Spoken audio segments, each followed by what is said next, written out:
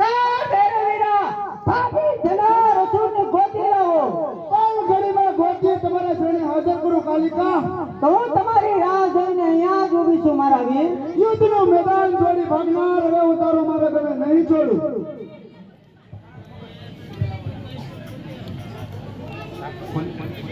જ્યાં સુધી મહાકાળી મારા શરીરના અંદર લોહી નહીં ઉતારે ત્યાં સુધી હું કોઈથી મરનાર નથી.